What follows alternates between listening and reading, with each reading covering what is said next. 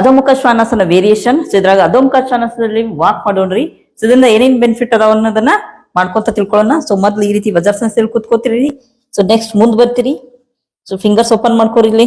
So next ಎರಡೂ ಕಾಲಿನ ಬೆರಳನ್ನ ನೆಲಕ್ಕೆ ಪ್ರೆಸ್ ಮಾಡಿ ಎದ್ದೆ ಇಡ್ರಿ. ಸೊ 2 ಹೆಜ್ಜೆ ಮುಂದ್ ಬರ್ತೀರಿ. ಹೀಲ್ಸ್ ಅಪ್, ಎರಡೂ ಕೈಗಳ ನಡುವೆ ತಲೆ ಒಳಗ್ ಬರ್ಲಿ. ಸೊ ಶೇಪ್ ವಿ ಶೇಪ್ ಒಳಗ್ ಬರ್ಲಿ. ಸೊ ನೆಕ್ಸ್ಟ್ ಇಲ್ಲಿಂದ inhale, exhale, inhale, exhale, inhale, exhale. ಇದೇ ರೀತಿ 15 ಬಾರಿ ಮಾಡ್ತೀರಿ. ಸೊ ಈ ರೀತಿ ಮಾಡೋದ್ರಿಂದ ಹಿಪ್ ಫ್ಯಾಟ್ ರೆಡ್ಯೂಸ್ ಆಗ್ತೈತಿ. ಸೊ 2ನೇದು ಪೂರ್ತಿ ದೇಹಕ್ಕೆ ಫ್ಲೆಕ್ಸಿಬಲ್ ಬರ್ತೈತಿ. 3ನೇದು ತಲೆ ಕೆಳಗೆ ಹಾಕಿರೋದ್ರಿಂದ ಸೊ ಬ್ರೈನಿಗೆ ಬ್ಲಡ್ ಸರ್ಕ್ಯುಲೇಷನ್ ಆಗಿ ಸೊ ಸ್ಟ್ರೆಸ್ ಕಡಿಮೆ ಆಗ್ತೈತಿ. ಹಾಗೆ ಕಾಲ್ಗಳಿಗೆ ಸ್ಟ್ರೆಂಗ್ತ್ ಬರ್ತೈತಿ.